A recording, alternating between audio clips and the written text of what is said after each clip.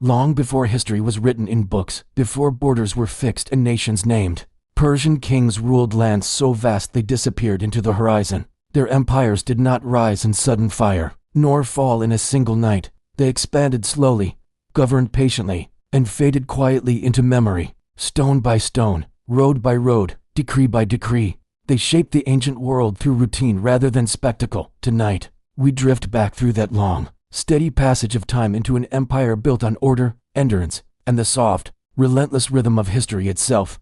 Join us as we explore the quiet power of the Persian kings and the world they meticulously built. Imagine vast deserts stretching under the slow passage of the sun, rivers winding silently through arid plains, and mountains standing as witnesses to centuries of human ambition. The Persian kings, draped in robes heavier than their own authority, ruled over lands that stretched farther than most could traverse in a lifetime. Their names echoed through the corridors of time: Cyrus, Darius, Xerxes, but the echoes were often muffled, softened by the sands and the slow, inevitable decay of memory. These empires, vast, rich, and meticulously ordered, rose and fell quietly in ways that were both monumental and monotonous. Cyrus the Great emerged first, a figure both celebrated and methodical, consolidating disparate tribes into what would become a formidable empire. His campaigns, measured and deliberate, were as much about administration as conquest. Roads were laid, postal systems organized, and tribute collected not through dramatic battles alone, but in the patient structuring of control over people, cities, and resources. His victories weren't just on the battlefield. They were in the careful orchestration of governance, in the slow accumulation of obedience and efficiency. The Persian kings who followed each added layers to a structure built on continuity, rather than spectacle. Darius, with meticulous precision, divided the empire into satrapies, creating a system that allowed administration over vast and diverse territories, the flow of trade, the collection of taxes, and the monitoring of local authorities required immense patience and slow planning. Armies weren't simply deployed to conquer. They marched with routine, schedules, and logistics calculated over months, sometimes years. The empire expanded quietly, almost imperceptibly, yet with enduring consequences. Even Xerxes, often remembered for his monumental campaigns against Greece, relied not solely on force, but on exhaustive preparation. Bridges, canals, and supply lines were painstakingly constructed. Every detail mattered, from the pace of marching troops to the delivery of provisions across mountains and rivers. The grand stories of battles, often highlighted in later accounts, obscure the slow, meticulous reality of administration and strategic patience that defined the Persian approach. History, when recounted simply as victory and defeat, misses the subtle rhythm of governance, the quiet accumulation of power, the endurance of systems that outlast individuals. Cities flourished in the shadows of these kings' ambitions. Persepolis rose slowly, stone by stone, column by column, adorned with reliefs that celebrated both ritual and routine. Courtiers moved through ceremonial halls with precision.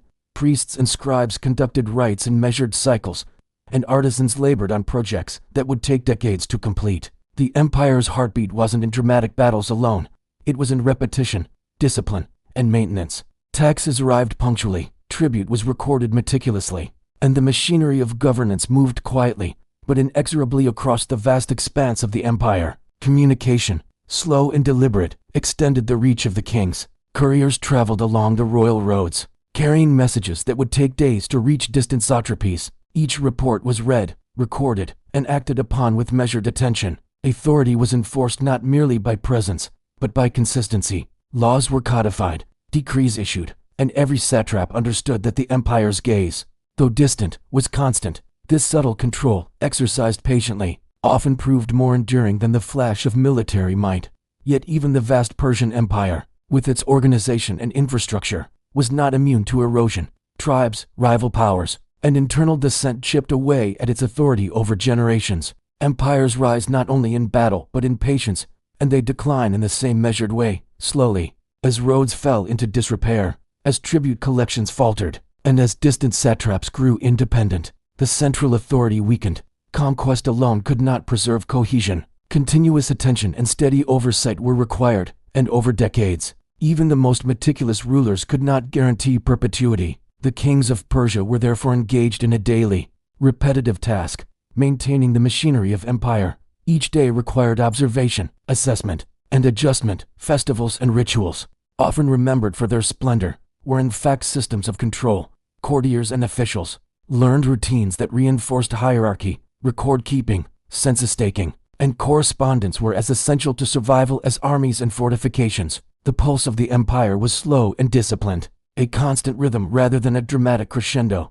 Even military campaigns, remembered in epic stories, depended on monotony and careful preparation. Supplies were rationed, routes surveyed, and contingents trained over months. The movement of forces, as well as the construction of siege equipment and fortifications, followed schedules as predictable as they were rigorous. Success, when achieved, was less an expression of genius or luck than of deliberate execution and endless attention to detail. The grand tales of kings and battles obscure the quiet, patient rhythms that truly sustain the empire. And so, the history of the Persian kings unfolds not as a rapid spectacle, but as a long, measured story of continuity, preparation, and administration. Conquests were only one layer. Governance, ritual, and observation formed the deeper structure. It is in these slow, deliberate motions, the counting of tribute, the enforcement of law, the construction of roads and palaces, the careful training of armies, that the empire's enduring power lay. Memory preserves the names of Cyrus, Darius, and Xerxes, but the real story, the quietly hypnotic story, is in the repetition, patience, and rhythm of an empire built to endure. In time, even these empires, immense and disciplined, faded from immediate memory. Cities crumbled, roads were abandoned, and inscriptions eroded. Yet the pulse of what they achieved, order imposed over chaos, networks maintained across vast distances, and systems of governance engineered with patience, remains accessible to those willing to observe, carefully to follow the slow rhythms, to notice the quiet persistence of administration. In their rise, in their peak, and in their decline, the Persian kings exemplified a life of meticulous attention, enduring structures, and a deliberate, hypnotic rhythm.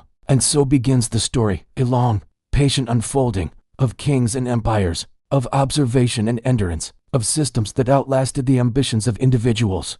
The vastness of the land, the slow pulse of governance, and the meticulous actions of rulers create a narrative that is expansive yet subtle, monumental yet monotonous, vast in scale yet intimate in the careful attention to each day, each decree, each journey. This is the history of Persia and its forgotten empires, a story meant to be absorbed slowly, as the sands of time shift quietly across the continent, imperceptibly shaping the memory of kingdoms that once stretched endlessly. Ever wondered what life was like in one of history's greatest empires? Forget the dramatic battles for a moment. Let's journey back to the Persian Empire, where daily life unfolded with a slow, steady, and incredibly deliberate rhythm. Across a vast territory stretching from modern-day Turkey to Iran, people woke up each morning under the authority of the great king, even if they never saw a Persian soldier in their entire life. Power wasn't always announced with trumpets and banners. More often, it arrived quietly, in the form of a tax collector, a census taker, or a law written in a language most people didn't understand.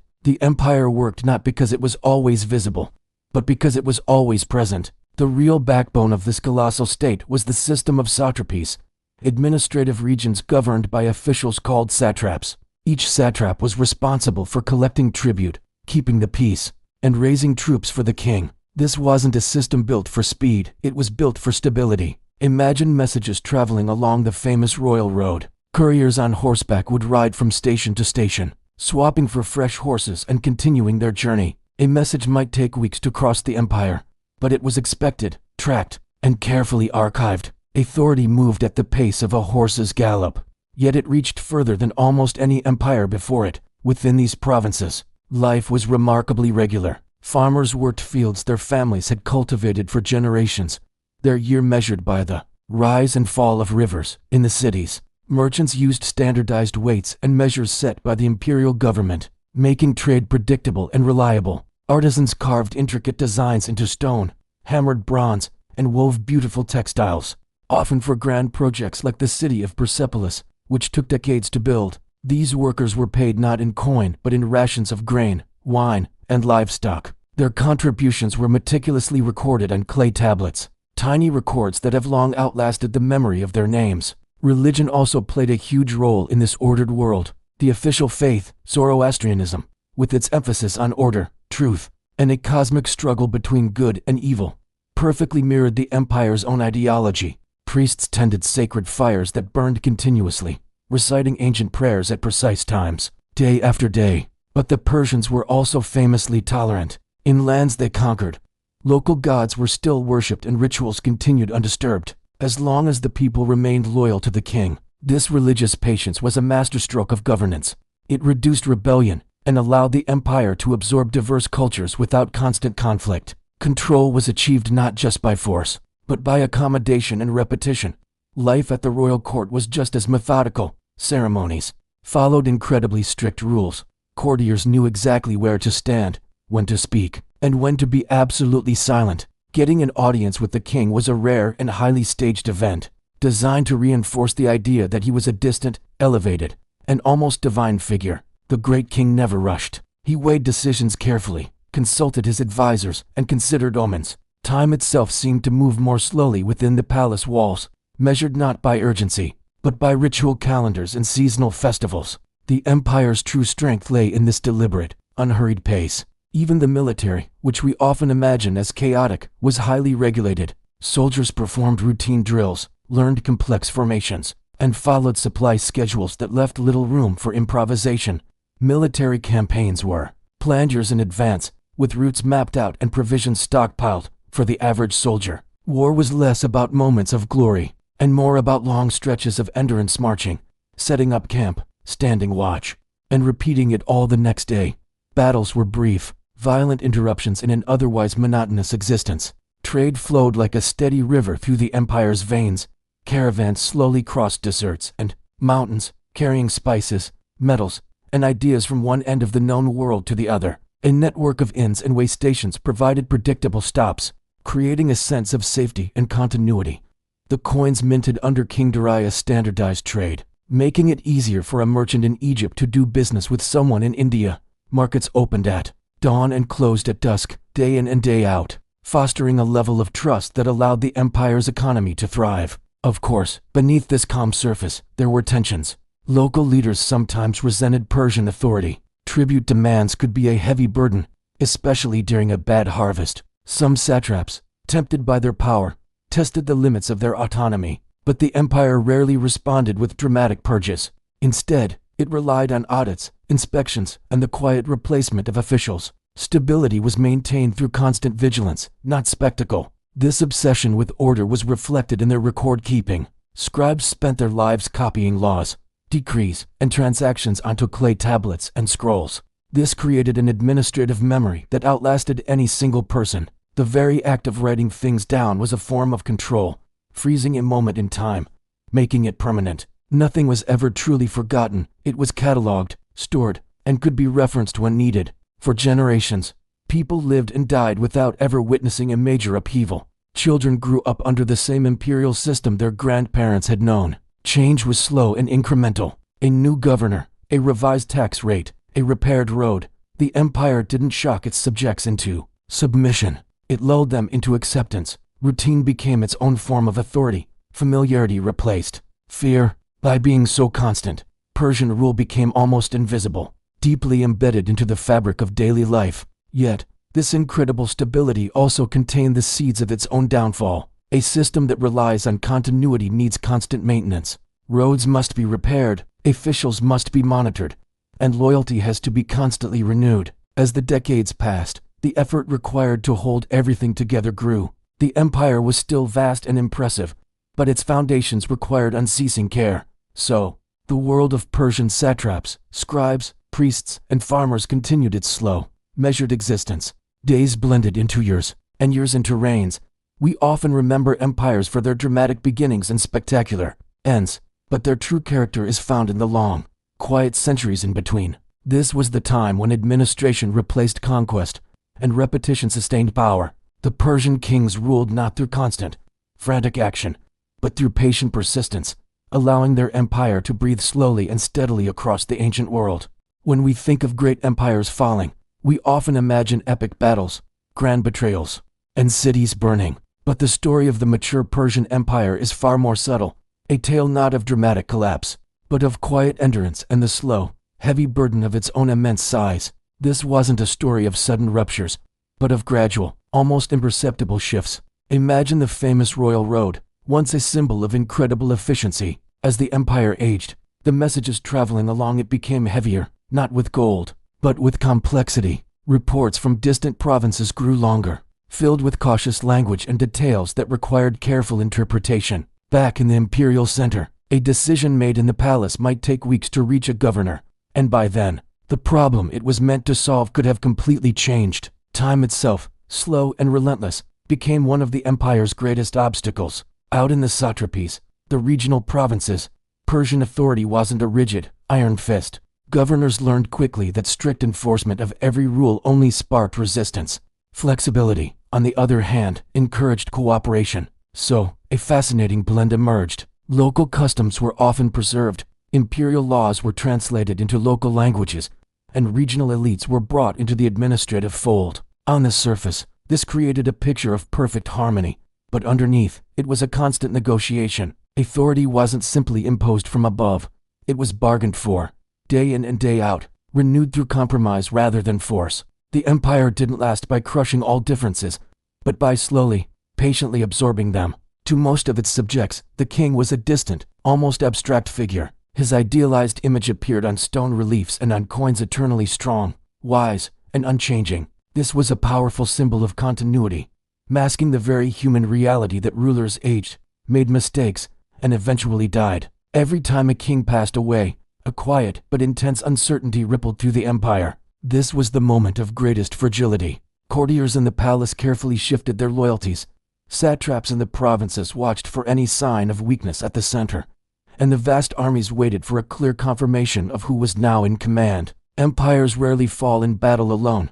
They begin to weaken in these silent pauses between moments of certainty. How did Persia manage these delicate transitions? Largely through ritual. Royal ceremonies and religious festivals became the bedrock of stability. These events followed ancient calendars, proceeding with the same pomp and procedure regardless of any political tension. Offerings were made to the gods, sacred fires were tended, and ancient rites were repeated with perfect precision. This relentless repetition was incredibly reassuring. It sent a message to officials and common people alike that the cosmic order, the very fabric of the universe, remained intact. The king, as the guardian of that order, embodied this permanence. In this way, ritual became a powerful political tool, not through spectacular displays, but through its comforting predictability. And beneath all the politics and ceremony, the steady pulse of economic life continued. Fields were planted, harvests were gathered, and tribute in the form of grain, silver, and labor flowed into the imperial storehouses.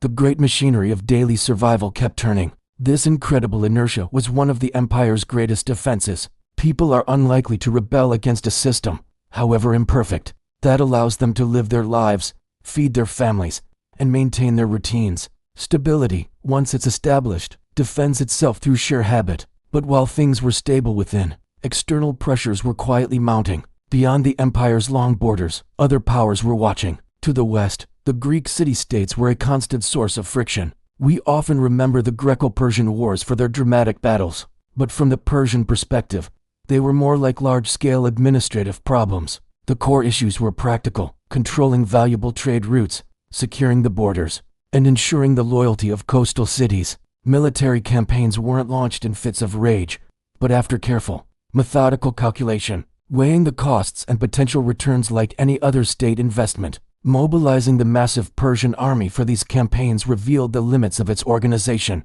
Supplying tens of thousands of soldiers across vast distances was a monumental logistical challenge. Grain had to be transported, animals fed, and equipment maintained. The entire operation depended on a long chain of officials, each performing their duties perfectly and on time. A single failure, a delayed shipment, a corrupt quartermaster could create a ripple effect, slowing the entire war machine. These logistical hurdles didn't always lead to defeat, but they exposed a fundamental vulnerability. The empire's strength relied on achieving perfection, over and over again, an impossibly high standard to maintain indefinitely. Back at the imperial court, life was a game of quiet, persistent intrigue. Advisors competed for influence not with loud arguments, but with subtle maneuvering. Major decisions were often shaped as much by personal relationships and hidden allegiances as by sound policy. The king's favor was the ultimate prize. Gaining it could elevate a family for generations.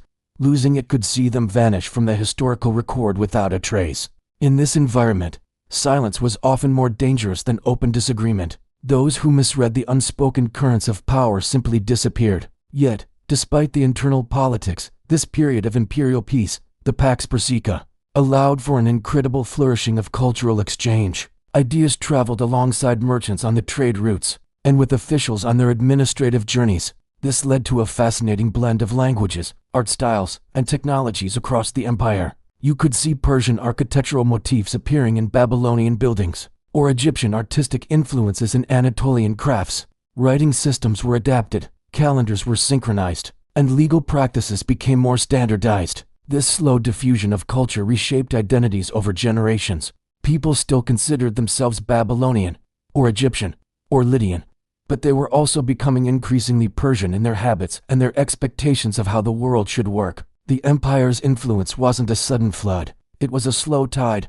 seeping into the soil of daily life, profound but often unnoticed. Despite this integration, a sense of distance began to grow, a feeling of separation between the core and the periphery. Kings ruled over vast territories they would never personally see, governing people they would never meet. They had to rely completely on intermediaries, on governors, inspectors, and messengers. In such a system, trust became a currency just as valuable as gold or silver, and when that trust began to fray, even slightly, the entire system felt the strain. The response was often more administration. Special inspectors were sent out, detailed audits were conducted, and new reforms were proposed. But each of these measures just added another layer of bureaucracy, increasing the system's complexity without always solving the underlying problem. The administration began to exist for its own sake, demanding more and more energy simply to maintain itself. And so, the Persian Empire entered a long, quiet phase of endurance. It wasn't dramatically expanding anymore, but it wasn't suddenly collapsing either. It simply persisted, balancing the forces of order against the inevitable pull of entropy through constant, daily effort. This long middle period, so often overlooked in history, is what truly defined the empire's character. It was an age of maintenance, not of glorious creation, an era of vigilance rather than bold ambition. Power was preserved not through grand new conquests, but through meticulous attention to detail, repeated day after day, year after year. It was in this slow, steady rhythm that the seeds of future transformation were planted. New generations grew up taking the imperial order for granted, yet they were also becoming more aware of its flaws and imperfections. The empire remained vast, powerful, and impressive, but its internal rhythm was changing in subtle, almost imperceptible ways. The stability that once felt inevitable now required constant reinforcement. The great story of the Persian kings continued not with the thunder of war drums, but with the sound of a steady, measured breath, carrying the immense aging empire forward into an uncertain future, a future that would be shaped as much by routine and repetition as it would by resolve. As years folded into decades, the Persian Empire continued to exist in a state of careful balance, held together by repetition and expectation rather than by fear. What had once felt new and expansive now felt established, almost immovable. For many within its vast borders, the empire wasn't a force that arrived or departed. It was simply the background of life itself. Children were born into Persian rule, grew old under it, and died without ever imagining another order. This quiet acceptance was perhaps the empire's greatest achievement, and at the same time, its most subtle vulnerability. At the imperial center, kings inherited not only crowns but also systems that were already in motion. They didn't rule by reinventing authority, but by maintaining it. Each new reign began with the same deliberate acts, affirming loyalties, confirming the positions of regional governors or satraps, honoring religious obligations, and reassuring the administrative class that continuity would prevail. Change, when it was necessary, was introduced cautiously, often disguised as a restoration of old ways rather than a new reform. The past was invoked constantly, not out of nostalgia, but as justification for the present. To alter tradition openly was to admit uncertainty, and in the world of empires, uncertainty was dangerous. The satraps, who were entrusted with regional control, grew increasingly influential over time.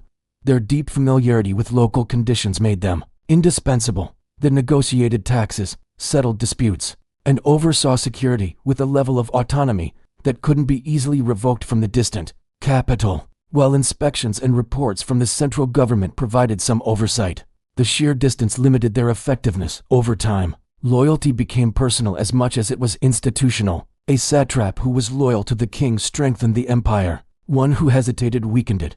These shifts rarely erupted into open rebellion at first. Instead, They manifested in more subtle ways: delayed tax payments, selective enforcement of imperial laws, and a quiet, growing independence. In the countryside, life continued its slow, repetitive rhythm. Farmers rose with the sun, worked fields that had been measured and recorded by imperial surveyors, and surrendered a portion of their labor as tribute. For them, the seasons governed existence more reliably than any decrees from distant capitals. Floods, droughts, and the success of the harvests shaped their loyalty far more than political ideology. When the empire ensured stability and protected them from famine, it was accepted. But when it failed to respond to hardship, resentment grew silently, like a weed in a well-tended garden. Empires are often judged not by their laws, but by their ability to manage misfortune. The urban centers reflected imperial order much more visibly. In the bustling markets, goods were traded using standardized weights and measures.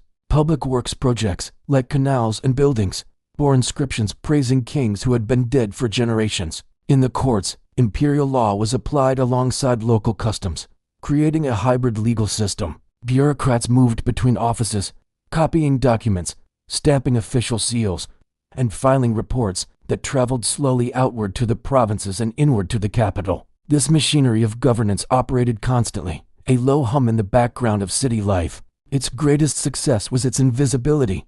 Its greatest risk was the complacency it bred. The military's presence, though not always obvious in daily life, remained a constant reminder of the empire's authority. Garrisons were stationed near key trade routes and major cities, and the soldiers followed rigid routines. Training drills, equipment maintenance, and watch rotations filled their days. Over generations, these soldiers became familiar fixtures in the landscape, more like neighbors than an occupying force. This familiarity gradually dulled the sharp edge of deterrence.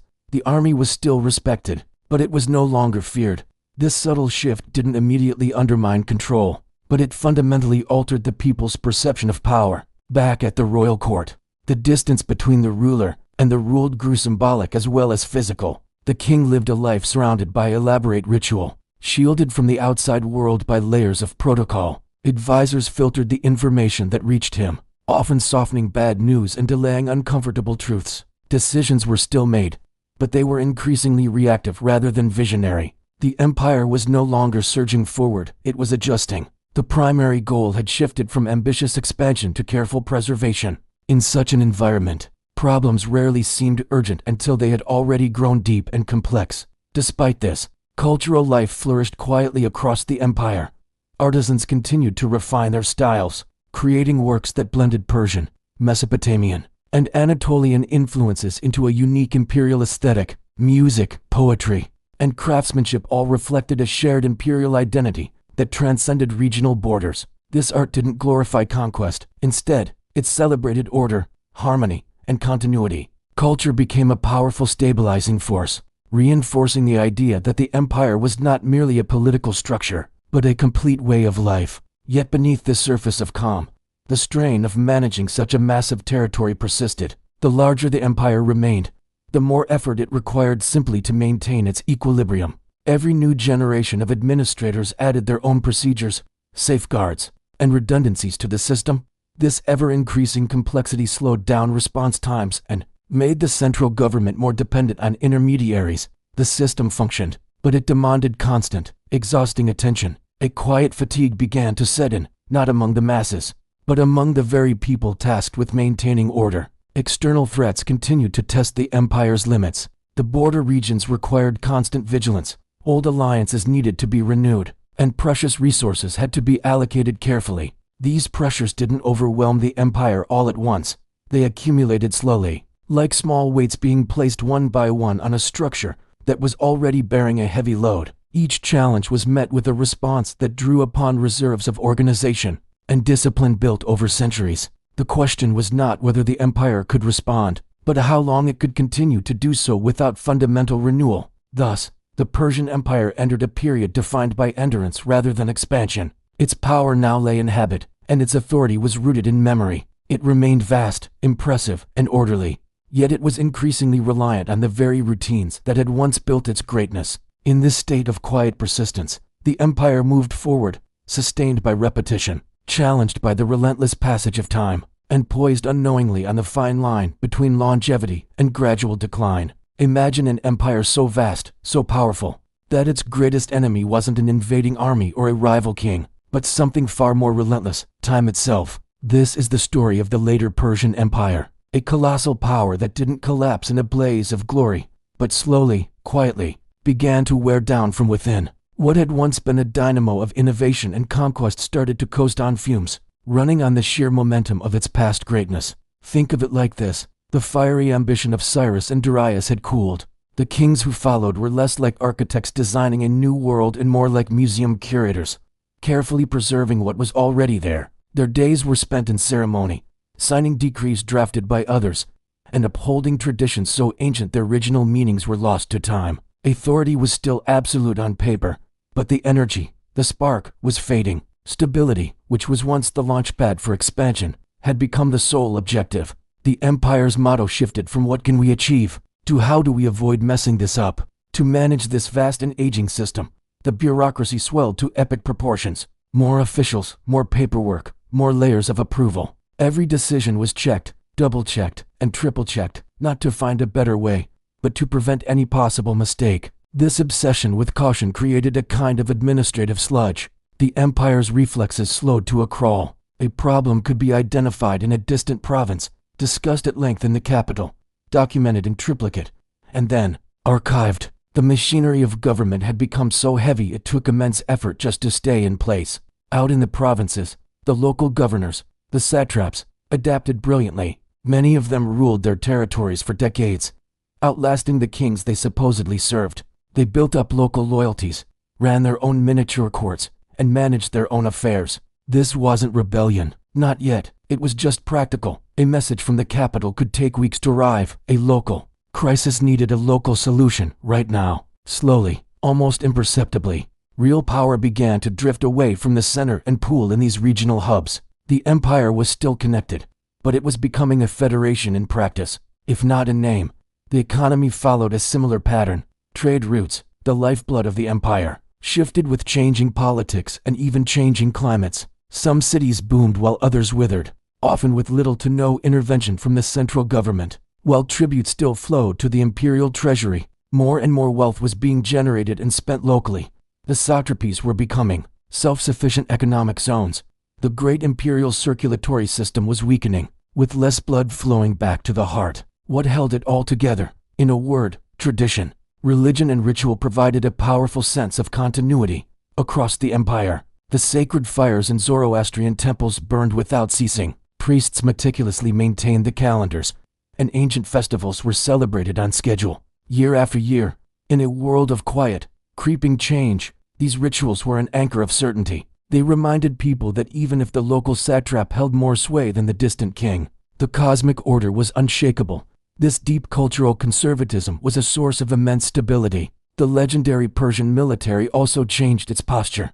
The focus shifted from conquest to defense. Soldiers became guardians of the frontier, protectors of caravan routes, and suppressors of minor uprisings. The days of grand, ambitious campaigns to expand the empire's borders were largely over. It wasn't that the army was weak, it was that the calculation had changed. The immense cost and risk of a major war now seemed to outweigh any potential gain. The empire had become something to be preserved, not something to be enlarged. Even the famous Persian communication network, the Royal Road, once a marvel of speed and efficiency, became bogged down. More reports, more data, more information flowed to the center than could ever be processed.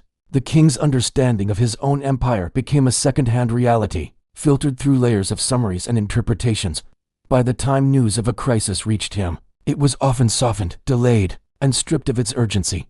The ability to act decisively was paralyzed by an overload of information. For the average person living in the empire, Persian rule wasn't a matter of passionate loyalty. It was just a fact of life, as predictable as the changing seasons. People's lives were governed by the rhythm of the harvest, the local market, and religious festivals, not by decrees from a faraway king. This passive acceptance made the empire stable, but also fragile. There was no deep emotional bond connecting the people to their rulers. If that predictability ever failed, if famine struck, or if local order broke down, there was very little goodwill to fall back on. The empire had taught its subjects to expect order, but it had forgotten to inspire their love. This inward turn was mirrored in Persian culture, art, An architecture focused on repeating and perfecting established forms, not inventing new ones. They valued harmony, balance, and tradition. The goal was to echo the glories of the past, not to create a new future. This aesthetic of preservation was a perfect reflection of the political reality. The empire was living in its own memory. From the outside, Persia's rivals watched and waited. They didn't see an empire on the verge of collapse. They saw something perhaps more vulnerable, an empire in a state of stagnation. It was still a giant, formidable and immensely wealthy, but it was a slow-moving giant, less adaptable, less responsive than the hungrier powers rising around it. Its strength was its size and organization, but those very things now made it rigid. And so, the Persian Empire entered a long twilight. It wasn't failing, but it had stopped advancing. The institutions were still running, the borders were secure, and the rituals continued. But the vital energy, the creative force that had forged one of the greatest empires in history, had dissipated. What remained was a magnificent, intricate, and awe-inspiring structure, sustained by habit and the weight of its own history. It was still powerful, still impressive, but increasingly vulnerable to a world that was simply moving faster. In the twilight of its reign, the Persian Empire wasn't brought down by a sudden, cataclysmic event. Instead, it was a slow, gentle pressure, like the weight of a heavy blanket. The empire's own history, once a solid foundation, had become a ghost in the palace halls, guiding and constraining every royal decision. Kings ruled under the long shadows of legendary ancestors like Cyrus and Darius, knowing every move would be measured against a golden age. Innovation was a gamble. The safest path was to preserve, to meticulously maintain the legacy they had inherited. Ruling well meant ruling carefully, almost timidly. Succession, the very mechanism of continuity, grew into a nerve-wracking affair. The transfer of power became a delicate dance of perception. It wasn't about fending off ambitious rivals in open battle. It was about convincing everyone that you were the rightful heir. Royal lineage was scrutinized with almost forensic detail. Accession rituals had to be performed with flawless precision, every gesture and every word echoing through centuries. Proclamations of continuity were sent to the farthest corners of the realm, not just as announcements, but as pleas for acceptance. Even a smooth transition consumed immense energy and attention, pulling the court's focus away from the day-to-day business of governing an empire. Out in the provinces, in the satrapies, a subtle but significant shift was happening. The loyalty of the satraps, the regional governors, began to drift. They were less loyal to the abstract idea of the Persian crown and more to the individual king who wore it. With each new ruler, these powerful men would weigh his character, his strength, his resolve, and adjust their obedience accordingly. A king who ruled with consistency and wisdom could inspire deep loyalty, but a king who ruled from a distance, shrouded in silence and ceremony, might find his authority was merely tolerated. This created an unevenness across the empire. Imperial rule, which was supposed to be uniform and absolute, began to feel different from one region to the next. It wasn't a change in law, but a change in tone. The grand, unified empire was slowly dissolving into a patchwork of local interpretations. At the same time, the economic foundations were quietly eroding. The trade networks that had been the lifeblood of the empire for generations started to falter. Shifting climate patterns disrupted agricultural yields. New competitors emerged on the peripheries, and old trade routes became less reliable. The empire, with its deeply ingrained systems, was slow to adapt. It kept relying on methods that no longer fit the new economic realities. Revenue still flowed into the royal coffers, but the profit margins were shrinking. The cost of maintaining the empire's vast infrastructure, the famous royal roads, the garrisons guarding the frontiers, the enormous storehouses kept climbing. With each passing generation, the delicate balance between income and expenditure grew more precarious. This financial strain was clearly visible in the military, though still a disciplined and formidable force. It was showing its age. Equipment was getting old, and replacing it was costly. Recruitment became more selective, not necessarily to get the best soldiers, but to manage costs. Training began to focus more on defense and containment rather than aggressive expansion. The army had fewer soldiers, but they were placed at key strategic points. This was a strategy of efficiency born from necessity, a way to mask decline rather than reverse it.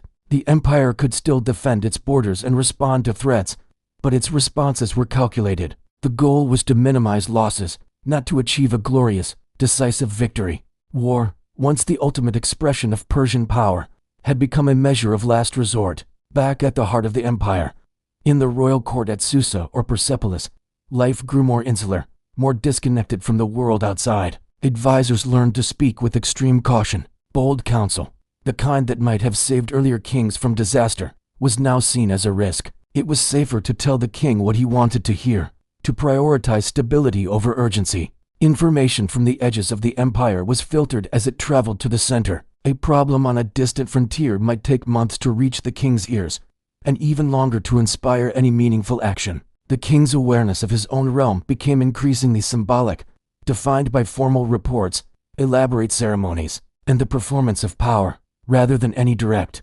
hands-on engagement with the challenges his people faced. Culturally, the empire turned its gaze inward and backward. Memory became the central theme of public life. Ancient monuments were meticulously restored, not just as maintenance, but as an act of devotion. Histories were recopied, and royal genealogies were emphasized and recited, connecting the current king to the glorious founders. The empire was using its past to justify its present, constantly celebrating its own golden age. This reverence for history was a powerful source of identity and unity, but it also limited imagination. When your history becomes an instruction manual rather than a source of inspiration, it drastically narrows the range of possible futures you can envision. Among the ordinary people of the empire, a quiet change in mindset took hold. Aspiration gave way to endurance.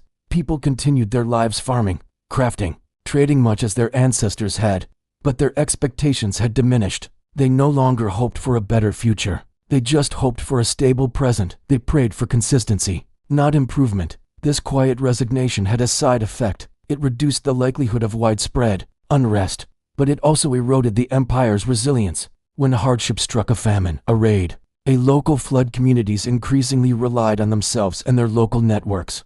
They didn't expect much help from the distant imperial government. The authority of the king was still recognized, but it felt more and more peripheral to the daily struggle for survival. And on the outside, looking in, new powers sensed an opportunity. These rising forces, whether they were Macedonians to the west or nomads to the east, were not burdened by centuries of legacy. They were nimble, adaptable, and hungry.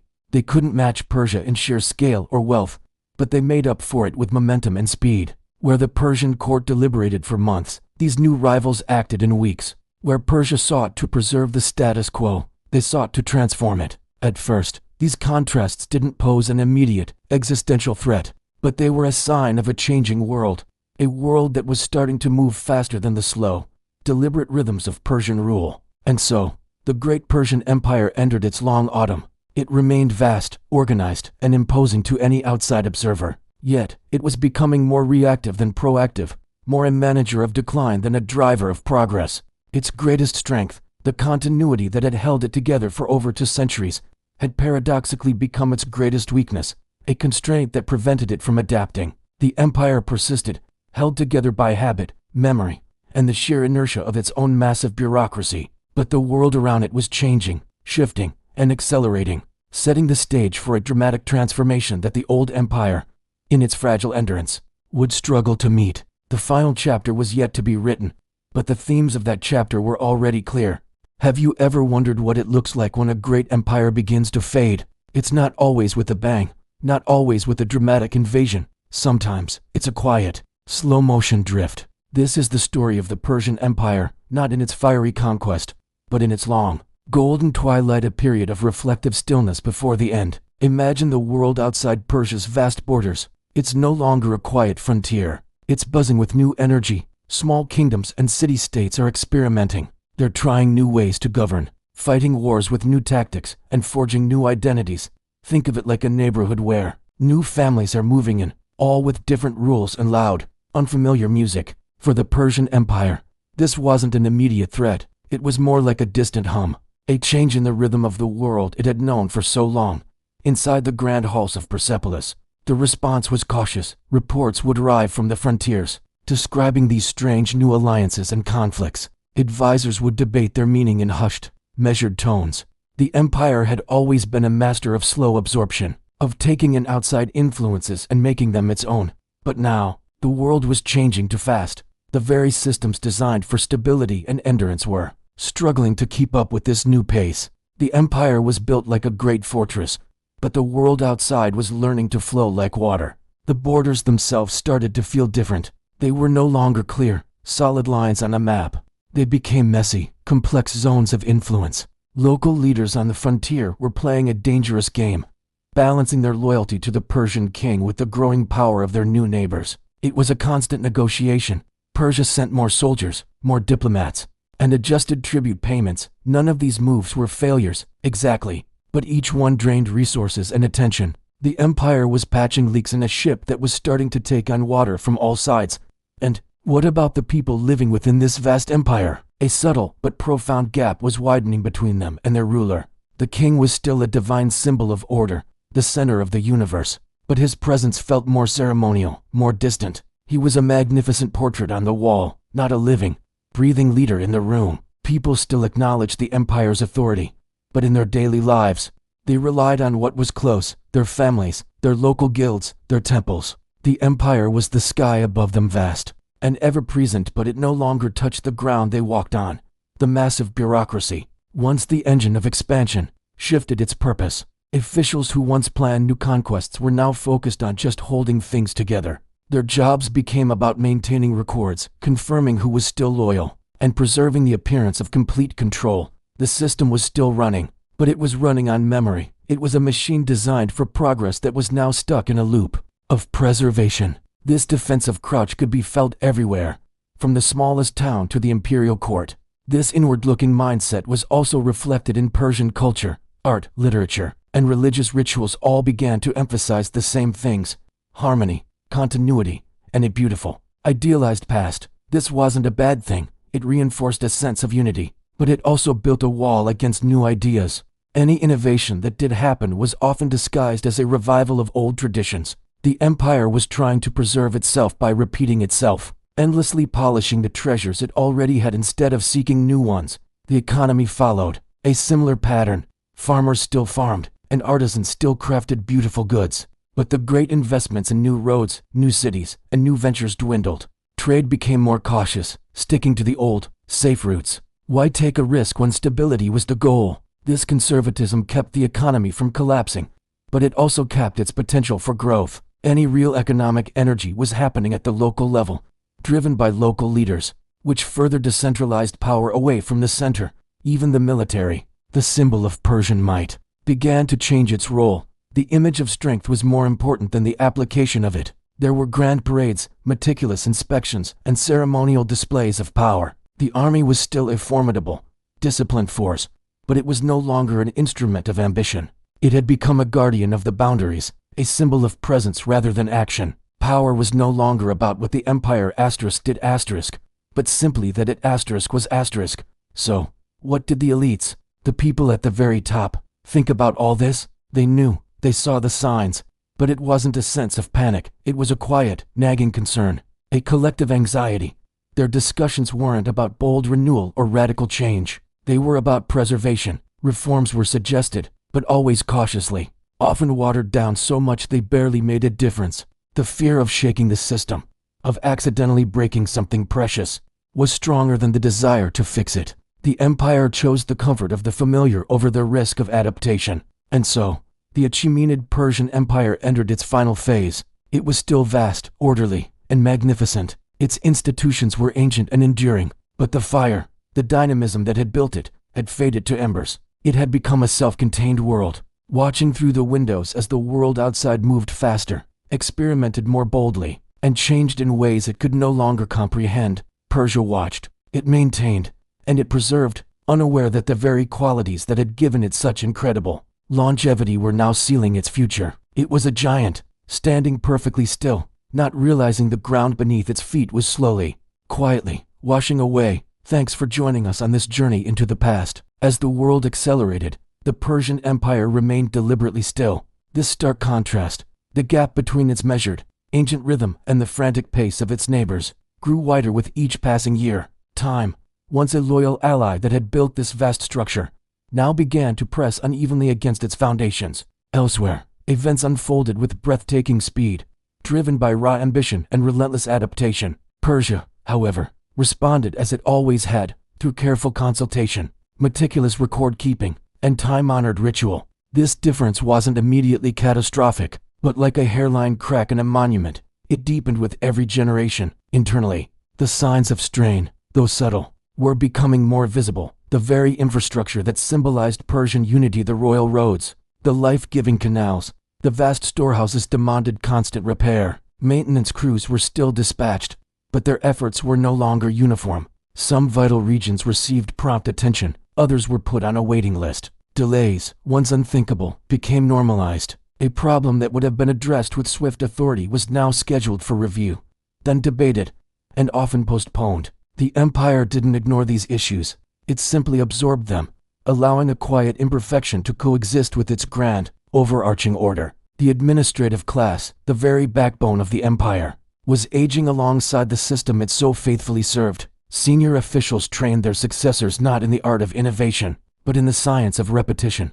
They emphasized unwavering accuracy, ensuring that the established methods were perfectly preserved. Administrative manuals were copied, with reverent precision, immortalizing procedures that had proven so reliable centuries before. This continuity was a source of immense stability, but it also smothered the sparks of experimentation. Young, ambitious administrators quickly learned that the path to success was not to reshape the system, but to master its intricate, unchanging pathways. Advancement came from understanding precedent, not from proposing bold alternatives. Out in the provinces, the satraps, or governors, operated with a growing sense of confidence. Their long tenures and deep local authority made them indispensable intermediaries between the imperial center and the diverse peoples they governed. They dutifully enforced imperial policy when it aligned with their region's interests, but they learned to interpret it with a pragmatic flexibility when it did not. This quiet, localized autonomy was brilliant at preserving peace and stability on the ground,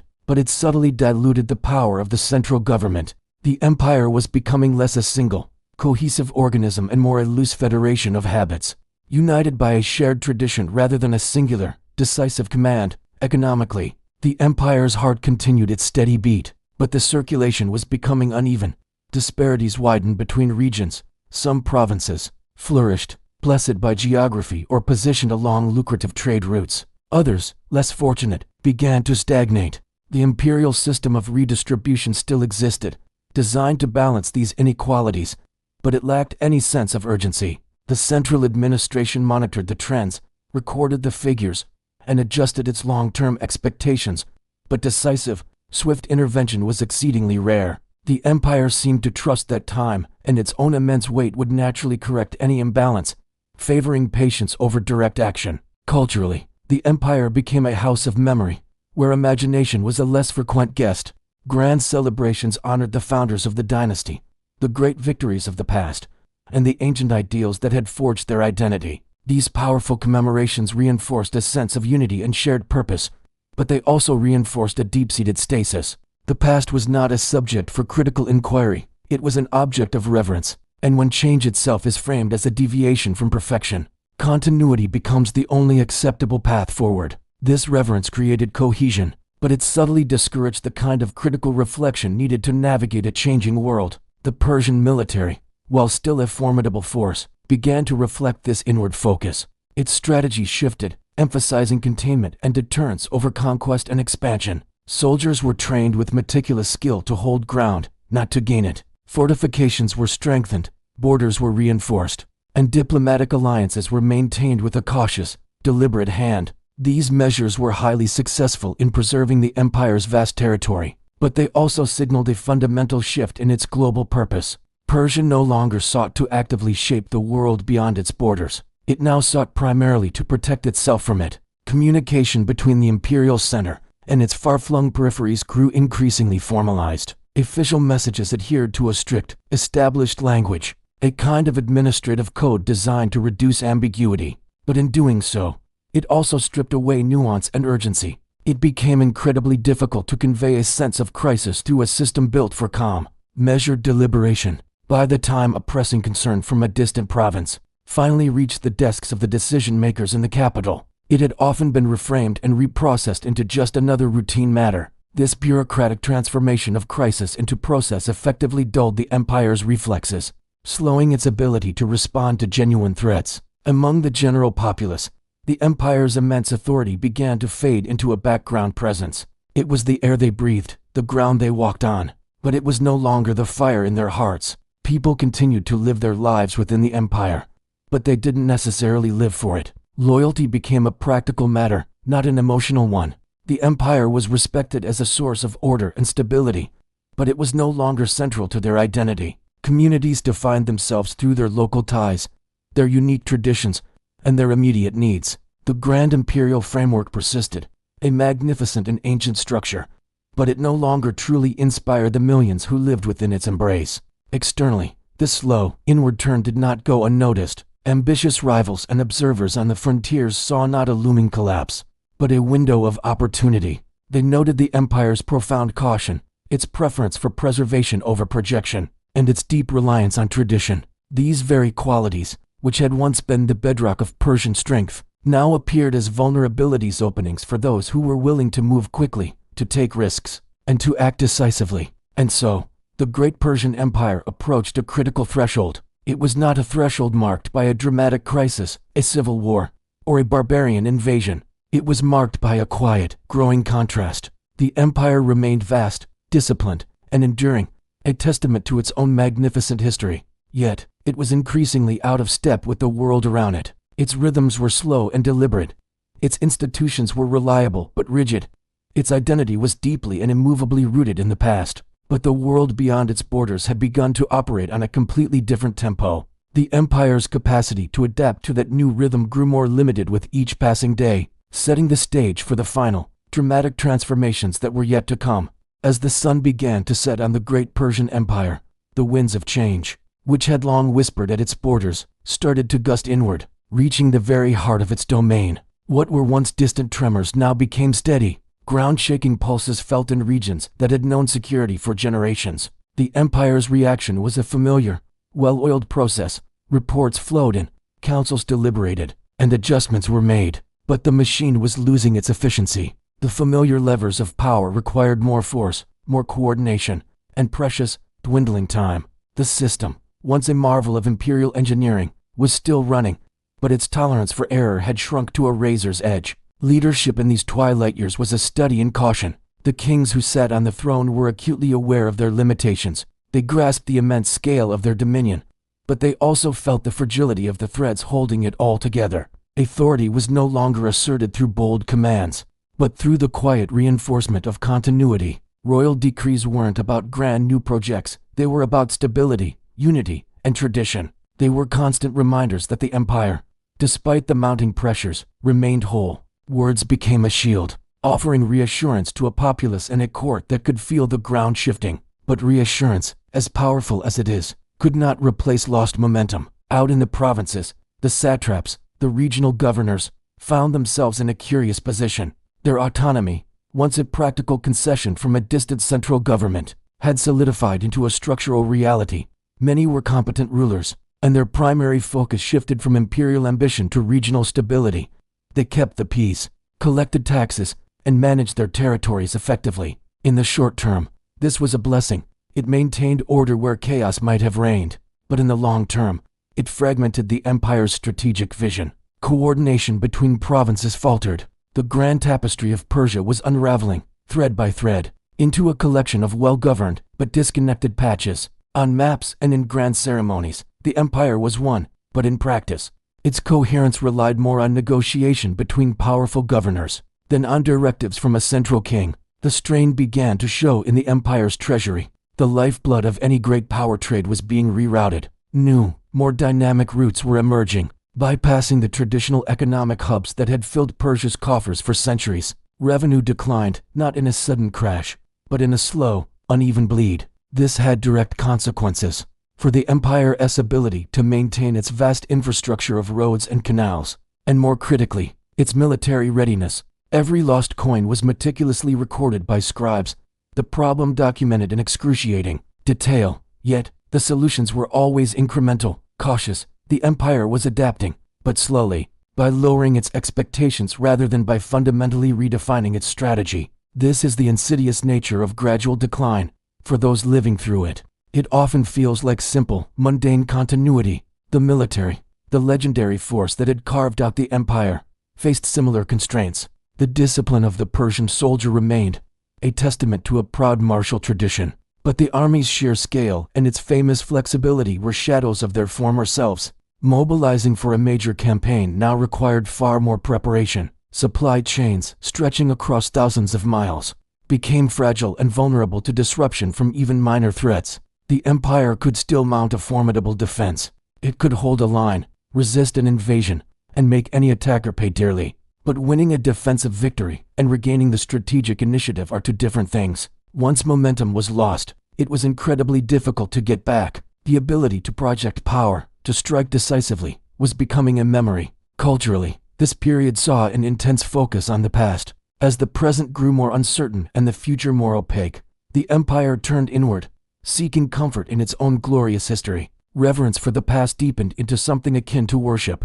Rituals became more elaborate, the stories of past kings more idealized. This historical navel-gazing provided a sense of identity and solace, a cultural anchor in a stormy sea. But it also created a dangerous distance from the emerging realities of the world. The past offered guidance and wisdom, but it couldn't offer ready-made solutions for new, unprecedented problems. The world was changing, and Persia was looking in the wrong direction.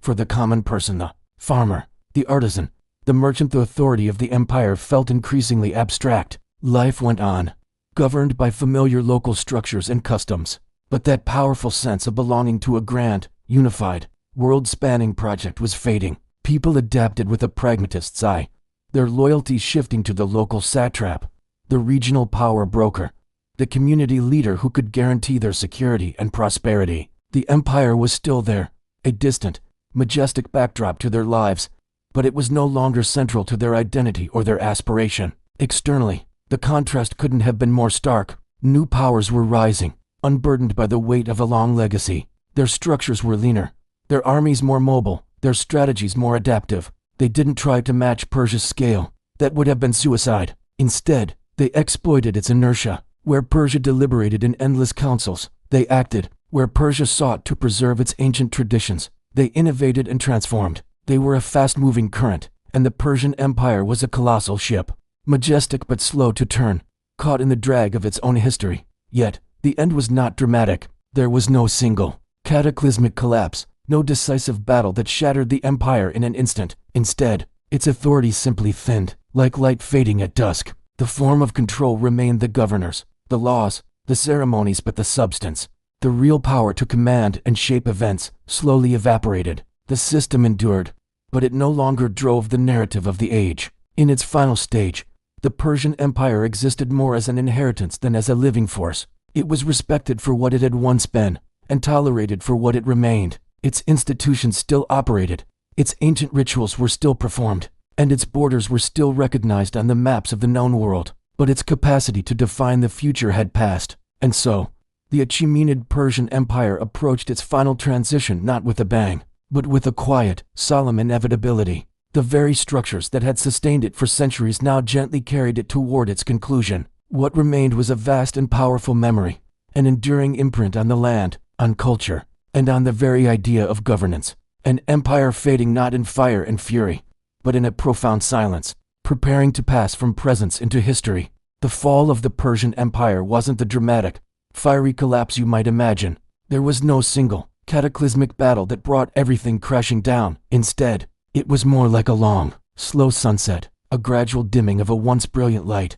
In its final years, the empire was like a ghost, its systems running on pure momentum, on the sheer force of habit. Imagine this: roads that once connected a vast continent were still traveled, royal decrees were still issued from the capital, ancient rituals were still observed with reverence, but the spirit behind these actions, the vibrant purpose that once animated them, had grown thin. Authority was still visible, a grand facade of power, but it felt lighter, carried more by the weight of memory than by actual command. Beyond Persia's borders, new rulers were on the move. They didn't always need to conquer. They simply advanced into the spaces the empire could no longer hold. Some regions, seeing the writing on the wall, shifted their allegiance without a fight. It wasn't defiance, it was just practical. They adapted, folding new masters into old routines. For many, this transition of power felt less like a conquest and more like a simple replacement, a new manager taking over the old office.